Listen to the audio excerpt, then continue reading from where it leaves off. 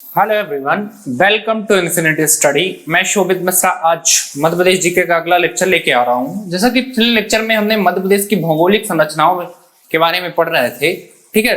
तो उसमें हमने मध्य प्रदेश के पठारों के बारे में चर्चा की थी। पिछले 2 लेक्चर जो थे हमने उसमें मध्य प्रदेश के पठार आपको विधिवत तरीके से पढ़ाए थे और उसमें हमने कवर कर लिया था मध्य भारत का पठार, बुंदेलखंड का पठार और रीवा पन्ना के पठार। ये चीजें पिछले 2 लेक्चर में हमने कवर की थी। अब जो बचे थे, मालवा का पठार बचा था, नर्मदा सोन घाटी बचा था और सतपुड़ा मैकाल श्रेणी बघेलखंड का पठार। तो ये चीजें आज हम कवर करते हैं, ठीक है। तो हमने आपको बताया कि जैसे फिजियोग्राफी मैप ऑफ इंडिया के द्वारा हमने मध्य प्रदेश के पठारों को कितने भागों में डिवाइड किया? 3 भागों में डिवाइड किया है। कौन कौन सा था? मध्य उच्च प्रदेश, पूर्वी पठार और सतपुड़ा मैकाल श्रेणी। 3 भागों में हमने फिजियोग्राफी मैप ऑफ इंडिया के द्वारा हमने मध्य प्रदेश को 3 भागों में डिवाइड किया। फिर मैंने क्या किया कि मध्य प्रदेश जो मध्य उच्च प्रदेश था इसको 5 भागों में डिवाइड किया। मध्य भारत का पठार, बुंदेलखंड का पठार, रीवा पन्ना का पठार, मालवा का पठार और नर्मदा सोन घाटी। तो जिसमें हमने मध्य उच्च प्रदेश पर के 3 पठार कवर कर लिए थे, मध्य भारत का पठार, बुंदेलखंड का पठार और रीवा पन्ना का पठार। ये चीजें आपको पिछले 2 लेक्चर में हमने कवर कर लिया था। आपने वो लेक्चर नहीं देखा तो वो लेक्चर भी प्लेलिस्ट में बनी है, वहां से जाकर आप देखो, ठीक है। आज हम कवर करते हैं मालवा के पठार को। तो चैनल को सब्सक्राइब करें और वीडियो को ज्यादा से ज्यादा शेयर करें, ठीक है। देखो मालवा का पठार,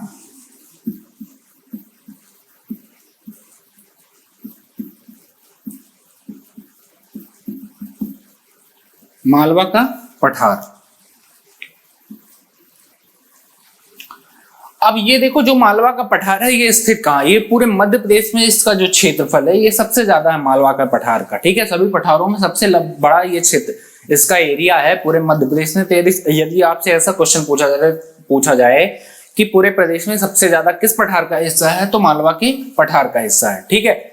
अब ये देखो नर्मदा सोन घाटी की किस दिशा में? उत्तर दिशा में है। फिर बघेलखंड के पठार की पश्चिम दिशा में। तो ये चीजें आपको थोड़ा सा देख लेनी है। तो प्रदेश के किस भाग में है? ये पश्चिमी, ये हो गया पूरब, ये हो गया उत्तर, ये हो गया दक्षिण और ये हो गया आपका पश्चिमी भाग, ठीक है।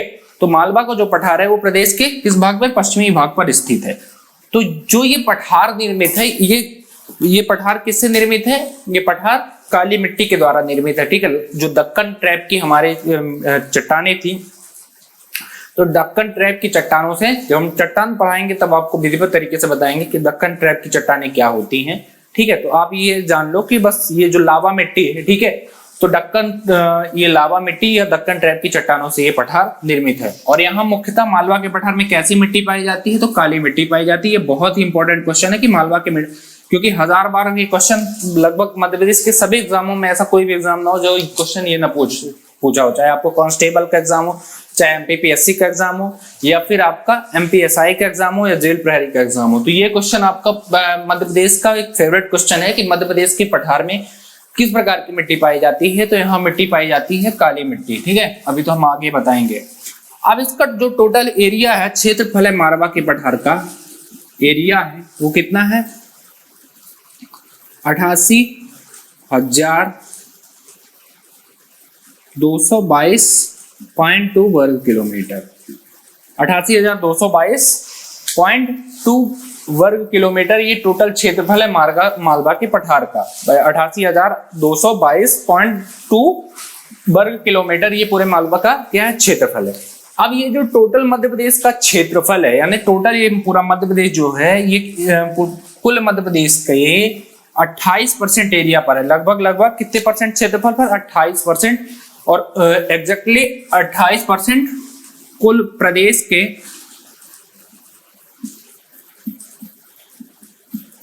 के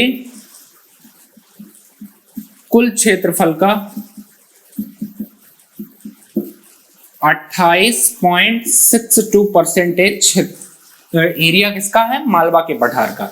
यानी टोटल जो जितना मध्य प्रदेश का कुल एरिया है उसका 28.62% क्षेत्रफल मालवा के पठार का है, ठीक है। तो आप देख सकते हो इतना बड़ा मालवा का पठार है ये पूरा, यहाँ से लेकर ये, ठीक है। इधर मंदसौर, राजगढ़ हो गया, गुना हो गया, अशोकनगर, तो ये सारे एरिया, भोपाल हो गया, सभी किस में आ रहे हैं? इंदौर, देवास, उज्जैन, सभी किस में आ रहे हैं? मालवा के पठार में। ठीक है। तो मालवा का पठार का हिस्सा क्या है, काफी ज्यादा और सबसे बड़ा भी है लगभग लगभग। तो ये प्रदेश की कुल कितने परसेंटेज पर फैला हुआ है, 28.62% पर मालवा का पठार फैला हुआ है। ठीक है, अब हम देखते हैं इसमें कौन कौन से जिले लगते हैं। तो इसमें देखो कुल जिले जो हैं वो 17 जिले लगते हैं। टोटल मालवा के पठार में कुल कितने जिले आते हैं, 17 जिले आते हैं। कौन कौन से 17 जिले हैं लिख लो। मतलब ये जो पूर्ण हो गए, कुछ जिलों का पूरी तरीके से लगता है, कुछ जिले का कुछ भाग लगता है ना। तो पूर्ण और आंशिक दोनों मिलाकर टोटल कुल कितने जिले लगते हैं, तो कुल 17 जिले हैं। ये चीजें ध्यान रखना। मालवा के पठार के अंदर कुल कितने जिले आते हैं, 17 जिले आते हैं। कौन कौन से हैं, मंदसौर,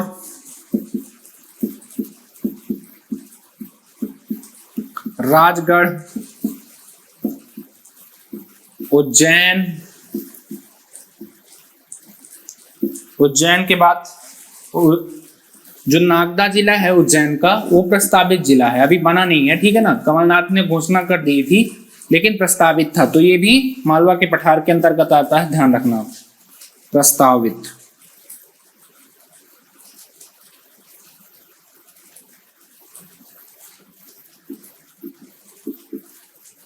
ये जिला क्या है, नागदा जिला जो है अभी उज्जैन में आता है, लेकिन कमलनाथ ने इसको नया जिला बनाने की घोषणा कर दी है। कमलनाथ जो हमारे पूर्व मुख्यमंत्री थे, ठीक है, कमलनाथ जी, उन्होंने इसको नया जिला बनाने की घोषणा कर दी। तो ये प्रस्तावित जिला है। तो ये भी किसके अंतर्गत आता है, मालवा के पठार के अंतर्गत आता है। फिर इसके बाद उज्जैन के बाद हो गया इंदौर,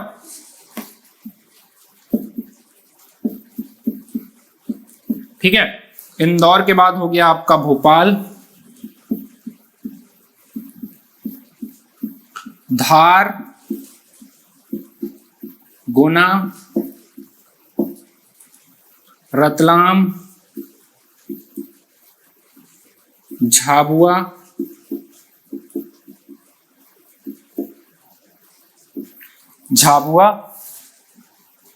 देवास, शाजापुर,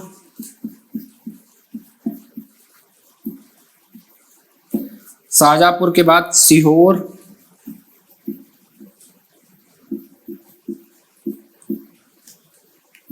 अशोकनगर,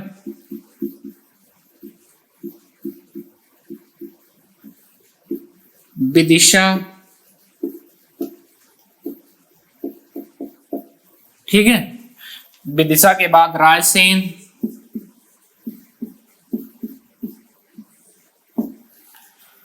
सागर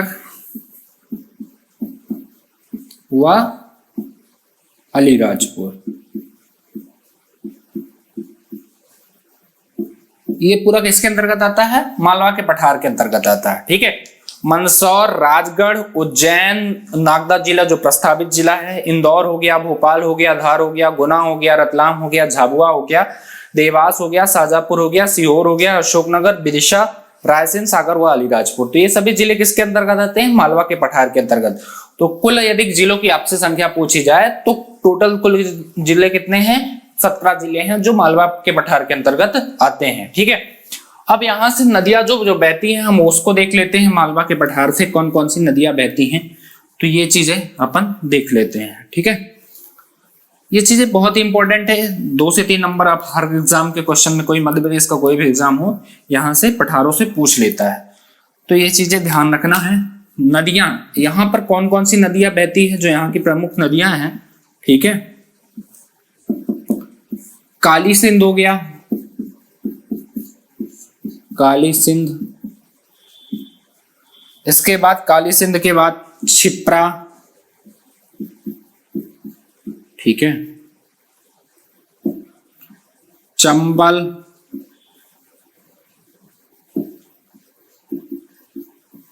पार्वती और बेतवा। ठीक, काली सिंध हो गया, क्षिप्रा हो गया, चंबल हो गया, पार्वती हो गया और बेतवा हो गया।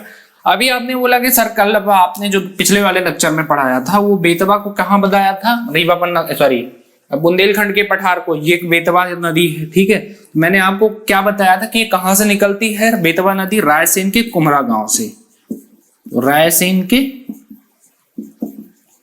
कुम्हरा गांव से। बेतवा नदी निकलती है। ठीक है, ये नदी कौन सी है, रायसेन का, ये देखो ये वाली, और ये मालवा के पठार में भी बह रही है ना। तो बेतवा दोनों जगह बहती है, ये चीजें ध्यान रखना। तो कंफ्यूज मत हो जाना कि आप तो यहाँ पर बुंदेलखंड के पठार पे बताए थे, लेकिन अब यहाँ पर भी बता रहे हो मालवा के पठार से। लेकिन रायसेन बेटा कहाँ आता है, तो रायसेन आता है हमारा मालवा के पठार में आता है। ठीक है, तो रायसेन के कुमरा गांव से बेतवा नदी का उद्गम होता है। तो कुछ भाग कहाँ है, मालवा के पठार में भी बेतवा बहती है, ये चीजें ध्यान रखना। ठीक है, तो ये नदियां कौन कौन सी नदियां हैं, काली सिंध हो गई, क्षिप्रा हो गई, चंबल हो गई, पार्वती हो गई और बेतवा, जो मालवा के पठार में बहती हैं।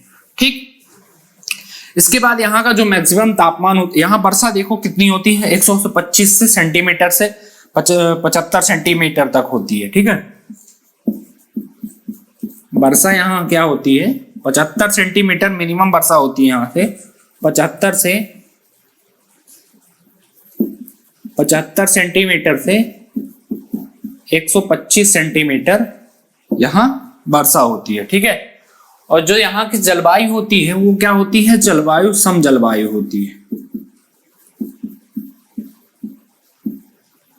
सम जलवायु।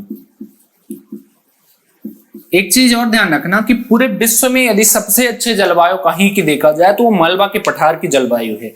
ठीक है, यहाँ सब पूरे विश्व में सबसे अच्छी जलवायु पाई जाती है मालवा के पठार में, यानी मध्य, वैसे तो स्टेट में देखा जाए तो मध्य प्रदेश की सबसे अच्छी जलवायु पाई जाती है पूरे विश्व में, लेकिन हम यदि पठारों की बात करते हैं तो सबसे अच्छी जलवायु किस पठार में है, पूरे भारत में भी देखा जाए, मध्य प्रदेश में भी देखा जाए तो मालवा के पठार के में सबसे अच्छी जलवायु है। ठीक है, तो यहाँ की, क्योंकि यहाँ वर्षा अच्छी खासी हो जाती है। ठीक है, तो ना ज्यादा गर्मी पड़ती है और ना ज्यादा यहाँ क्या है, ठंडी पड़ती है, तो इसलिए यहाँ नॉर्मल है के कारण यहाँ पर सम जलवायु पाई जाती है, जिसके कारण यहाँ विश्व की सबसे अच्छी जलवायु मालवा के पठार में आपको पाई जाती है। ठीक है, तो यहाँ तापमान कितना रहता है, जो मिनिमम यहाँ का तापमान रहता है वो कितना रहता है, 10 से 12 डिग्री सेल्सियस। ठीक है, और मैक्सिमम रहता है यहाँ का 40 डिग्री सेल्सियस। तो ये यहाँ का तापमान है। ठीक है, मालवा के पठार का मिनिमम जो मिनिमम आपका तापमान है वो तो कितना है, 10 से 12 डिग्री सेल्सियस, और मैक्सिमम है 40 डिग्री सेल्सियस। यहाँ पर्वत देखते हैं हम, पर्वत कौन कौन से हैं मालवा के पठार के अंतर्गत।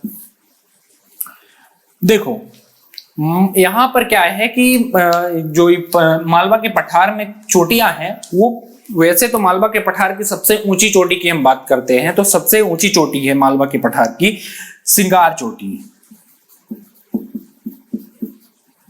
सिंगार चोटी ये मालवा के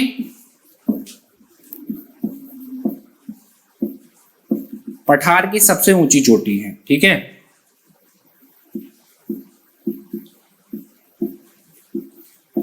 मालवा के पठार की सबसे ऊंची चोटी। ठीक है, इसकी ऊंचाई कितनी है, सिंगार चोटी की ऊंचाई टोटल कितनी है, 881 मीटर। ठीक है, सिंगार चोटी की ऊंचाई कितनी है, 881 मीटर। तो ये मालवा के पठार की बेटा सबसे ऊंची चोटी यदि आपसे पूछा जाता है, मालवा के पठार की सबसे ऊंची चोटी तो कौन सी है, सिंगार चोटी है। ठीक है, इसकी ऊंचाई कितनी है, 881 मीटर। लेकिन यदि क्वेश्चन ऐसा पूछता है कि मालवा के पठार की मध्य प्रदेश में सबसे ऊंची चोटी कौन सी है, तब यहां पर सिंगार चोटी नहीं होगा, क्योंकि सिंगार चोटी मध्य प्रदेश में नहीं है। मालवा का कुछ रीजन महाराष्ट्र में, सॉरी यहाँ आपके महाराष्ट्र में भी आता है। ठीक है, और कुछ हिस्सा जो यहाँ पर गुजरात में भी आता है।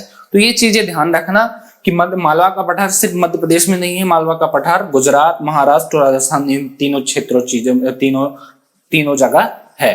ठीक है, तो ये चीजें थोड़ा सा ध्यान रखना। सिंगार चोटी मध्य प्रदेश में नहीं है, तो मध्य प्रदेश में यदि मालवा की सबसे ऊंची चोटी पूछा जाता है आपको, तो मध्य प्रदेश में मालवा के पठार की सबसे ऊंची चोटी है जाना पाव। जाना पाव, ठीक है, यहां दिख नहीं रहा होगा, ऊपर देखते हैं, जाना पाव।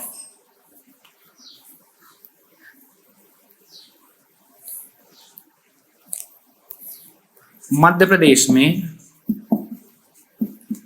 मालवा के पठार की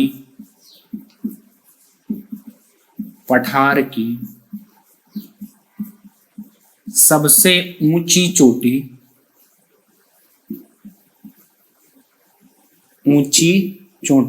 कौन सी है?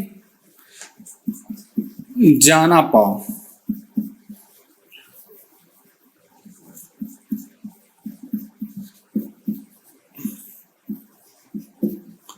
जाना पाव चोटी, इसकी ऊंचाई टोटल जाना पाव चोटी की कितनी है? 854 मीटर। देखो मध्य प्रदेश की जो मालवा, समझो डिफरेंस क्या मैंने बताया कि मालवा के पठार की यदि सबसे ऊंची चोटी आपसे पूछा जाए तो कौन सी चोटी है? सिगार चोटी। लेकिन सिगार चोटी मध्य प्रदेश में है नहीं, इसकी कुल ऊंचाई कितनी है? 881 मीटर। ठीक है, लेकिन यदि मध्य प्रदेश में मालवा के पठार की सबसे ऊंची चोटी पूछा जाए तो कौन सी है? जाना पाव पहाड़ी। और जाना पाव पहाड़ी की ऊंचाई कितनी है? 854 मीटर। जाना पाव है कहां पर? इंदौर से कुछ किलोमीटर, 30 से 40 किलोमीटर दूर महू जगह है एक। ठीक है, महू, जहां पर भीमराव अंबेडकर का क्या हुआ था? जन्म हुआ था। महू में स्थित है। ठीक है, महू में ये स्थित है जाना पाव की पहाड़ी। यहीं से आपको कौन सी नदी निकलती है? चंबल नदी का उद्गम होता है इसी पहाड़ी से। ठीक है, जाना पाव पहाड़ी से।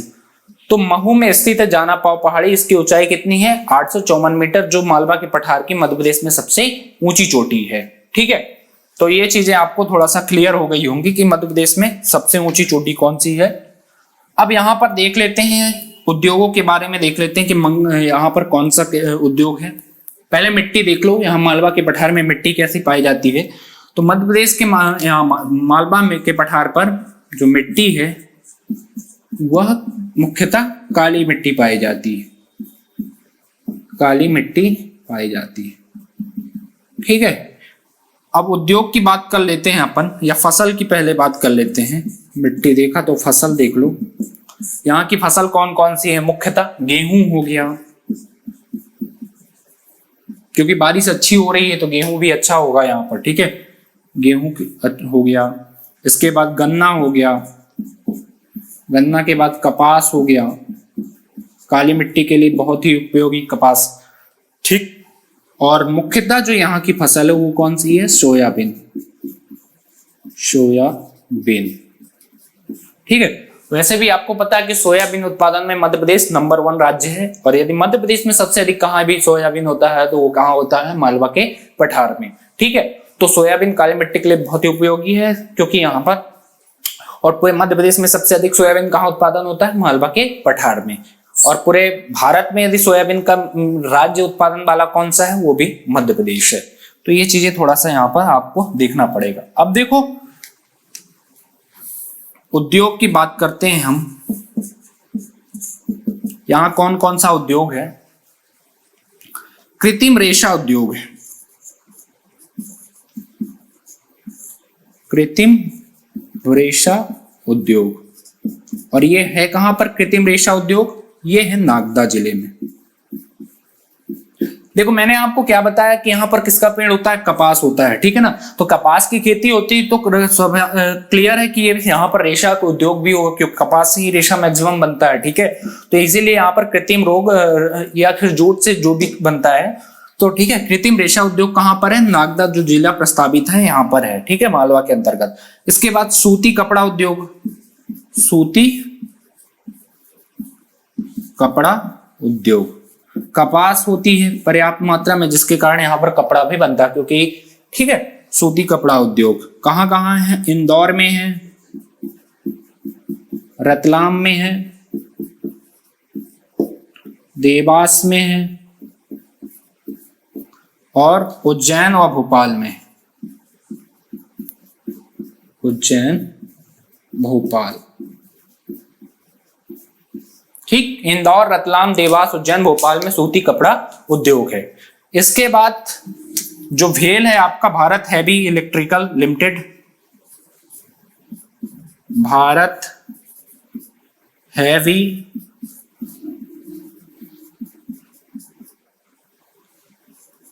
इलेक्ट्रिकल्स लिमिटेड कारखाना भोपाल में। भारत हैवी इलेक्ट्रिकल लिमिटेड कारखाना कहां पर है? भोपाल पर है, मालवा के पठार के अंतर्गत। और यहां पर और क्या है? ऑटोमोबाइल उद्योग पीतमपुर में, भारत का डेट्रॉइट प्रदेश जिसे कहते हैं, पीतमपुर को ऑटोमोबाइल उद्योग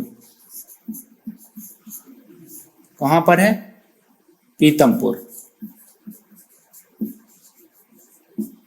ठीक है, तो ये मुख्यतः यहाँ के, वैसे देवास में जूता उद्योग है, ट्रैक्टर उद्योग है, तो बहुत सारे उद्योग है जो मुख्यतः उद्योग मालवा के पठार के अंतर्गत आते हैं, वो देख लेते हैं हम। कृत्रिम रेशा उद्योग कहां पर? नागदा जिला में। ठीक है, सूती कपड़ा उद्योग कहां पर है? इंदौर, रतलाम, देवास, उज्जैन, भोपाल में। भारत हैवी लिमिटेड कारखाना कहां पर है? भोपाल पर है। ऑटोमोबाइल उद्योग कहां? पीतमपुर में। तो ये मुख्यतः मालवा पठार के अंतर्गत उद्योग है। अब एक चीज ध्यान रखना, मैंने आपको स्टार्टिंग में बताई कि मध्य प्रदेश की जो सबसे अच्छी जलवायु मध्य प्रदेश में पाई जाती है, वो कहां पर पाई जाती है? यहाँ पर पाई जाती है, मालवा के पठार में।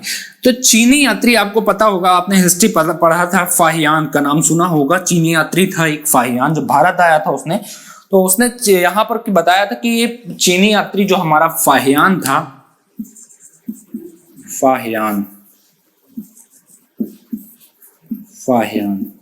तो यहां पर एक क्वेश्चन पूछ लेता है कि किसने कहा था कि मालवा विश्व में सबसे अच्छी जलवायु मालवा के पठार की है। तो यदि ऐसा डायरेक्टली क्वेश्चन पूछा जाता है तो चीनी यात्री फाहियान ने यह कहा था कि विश्व में सबसे अच्छी यदि जलवायु की बात करते हैं तो वो कहाँ की है? मालवा के पठार की। तो किसने कहा था? चीनी यात्री, जो हमारा फाहियान था। ठीक है, यहाँ की मालवा के पठार की सबसे अच्छी, विश्व की सबसे अच्छी जलवायु है। ठीक है, अब यहां से कर्क रेखा का भी होता है, गुजरती है, तो ये चीजें यहाँ पर आप ध्यान रखना कि कर्क रेखा भी यहाँ से होकर गुजरती थी।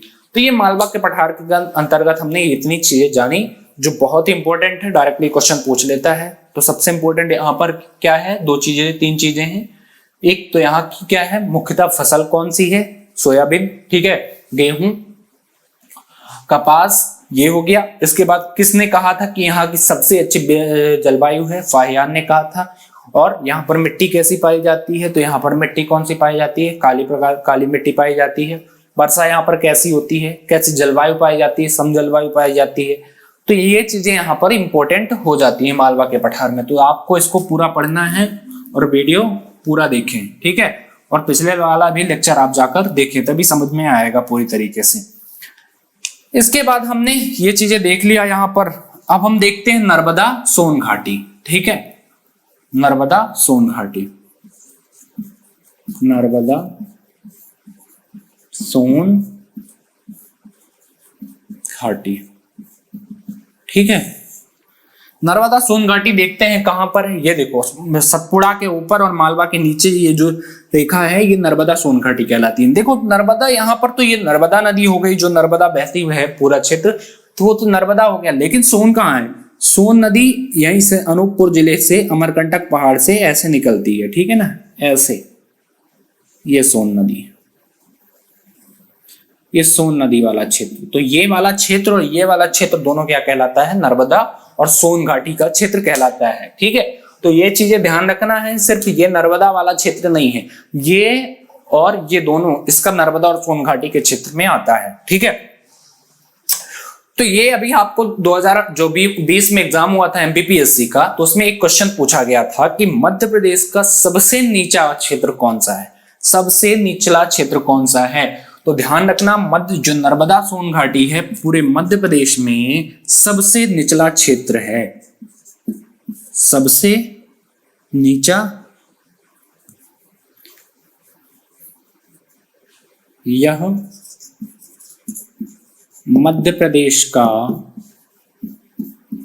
सर्वाधिक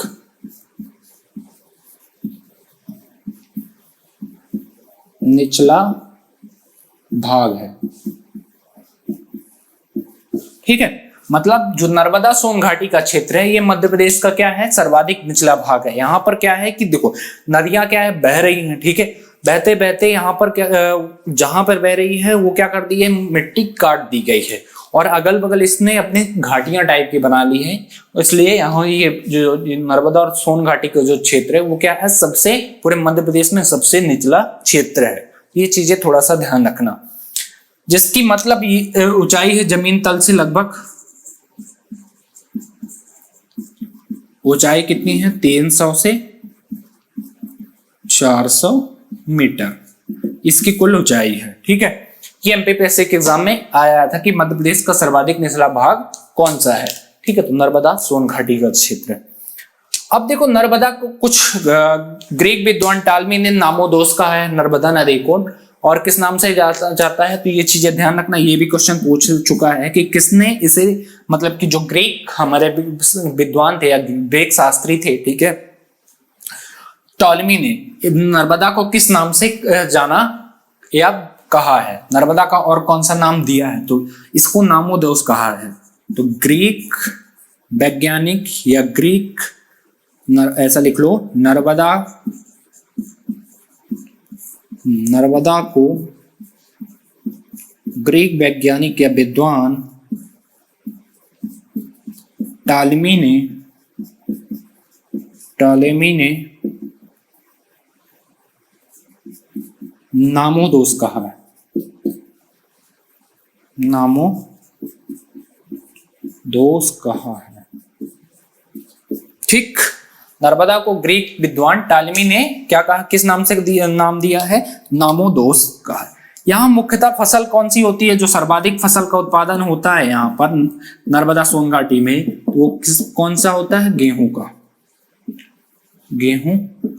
ठीक है, गेहूं का उत्पादन यहाँ पर सर्वाधिक होता है, क्योंकि पानी की मात्रा अच्छी खासा रहती है, तो यहाँ पर क्या है, गेहूं की फसल अच्छी हो जाती है। ठीक है, यहाँ पर क्या है कि हमने क्या देखा कि जब यहाँ पर जबलपुर में नर्मदा नदी निकलती कहाँ से है, नर्मदा नदी निकलती है अमरकंटक पहाड़। अमरकंटक कहाँ पर है, अमरकंटक अनूपपुर जिले में है, तो अमरकंटक पहाड़ से निकलती है। ठीक है, नर्मदा नदी, और सोन नदी भी अमरकंटक पहाड़ से निकलती है। तो अमरकंटक से यदि देखा जाए तो 3 नदियां निकलती है, जोहिला, सोन और नर्मदा।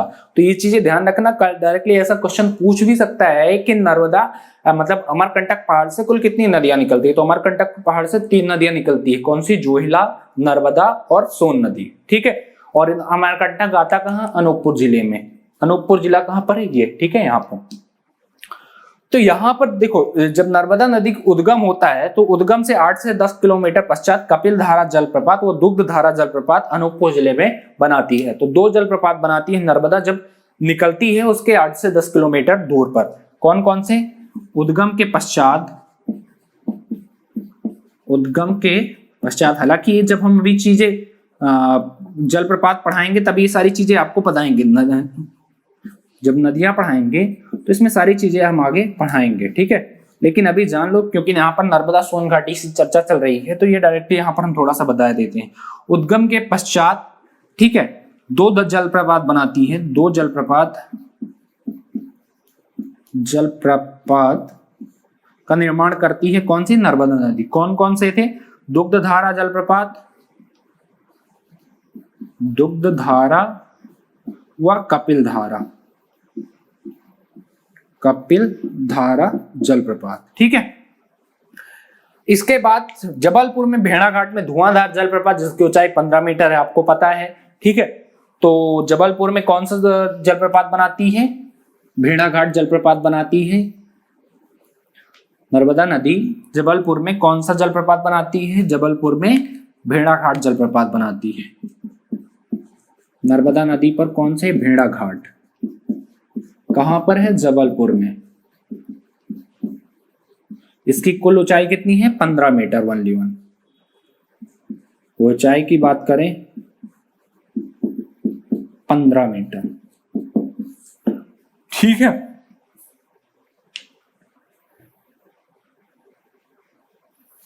देखो बड़वा कहां है, खरगोन में, खरगोन। ठीक, बड़वाह के पास, मतलब खरगोन में बड़वाह के पास 2 जलप्रपात बनाती है। 2 जलप्रपात कौन कौन से, मानधाता जलप्रपात और एक है दर्दी जलप्रपात। ठीक है, खरगोन को क्या है, मानधाता जलप्रपात और दर्दी जलप्रपात। भेड़ाघाट में जब उद्गम होता है इसका तो दो जलप्रपात बनाती है वहां पर अनूपपुर जिले में। ये कहां पर, कपिलधारा और दुग्धधारा, ये दोनों अनूपपुर जिले में है, अनूपपुर जिले में, ठीक है, दुग्धधारा और कपिलधारा जलप्रपात। इसके बाद जब देखो यहां से निकली, मैप पे देखो, यहां से निकली नर्मदा नदी अनूपपुर जिले से के अमरकंटक पहाड़ से ऐसे बही, तुझे यहाँ पर क्या दो धाराएं, दो जलप्रपात बनाई अनूपपुर जिले पे ही, कौन कौन सा, कपिलधारा और दुग्धधारा। इसके बाद आगे बढ़ती गई तो यहाँ पर जबलपुर में एक जलप्रपात बनाती है, कौन सा, भेड़ाघाट जलप्रपात। इसके बाद आके यहाँ पर खरगोन में, ठीक है, दो जलप्रपात बनाती है, कौन कौन सा, मानधाता और दर्दी, ठीक है, खरगोन में कहा, बड़वाह पर, ठीक है। तो ये चीजें ध्यान रखना।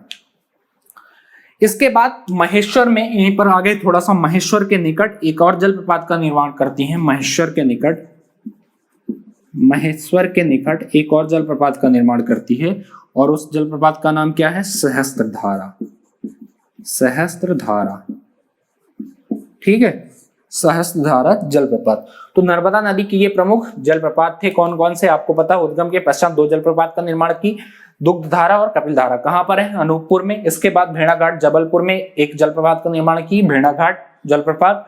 इसके बाद खरगोन के बड़वाह के पास दो जलप्रपात का निर्माण करती है, मानधाता और दर्दी, और महेश्वर में एक जलप्रपात का निर्माण करती है नर्मदा नदी, वो कौन सा है, सहस्त्रधारा। सहस्त्रधारा की ऊंचाई कितनी है, 8 मीटर, ठीक है, और मानधाता की 12 मीटर।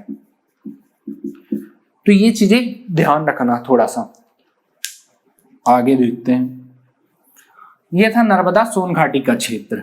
अब हम अगले लेक्चर में पढ़ते हैं सतपुड़ा मैकल श्रेणी, सतपुड़ा मैकल श्रेणी, और बघेलखंड के पठार को खत्म करके पूरा यह पठारी भाग खत्म कर देंगे, ठीक है।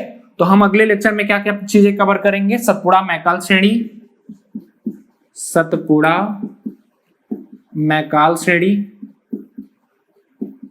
और बघेलखंड का पठार, बघेलखंड का पठार। ये चीजें खत्म करने के बाद हम आपका पठारी भौगोलिक संरचना का पठार भाग खत्म कर देंगे। इसके बाद हम आपको नदियां पढ़ाएंगे या जलवायु पढ़ा देंगे, जो चीज आप बोलोगे वो चीजें पढ़ा देंगे। पहले हम चीजें कवर करेंगे, नदियों के साथ साथ हम जितनी भी सिंचाई परियोजनाएं हैं सभी परियोजनाओं को भी कवर कराएंगे, और साथ में जलप्रपात को भी हम उसी में कवर करा देंगे, ठीक है।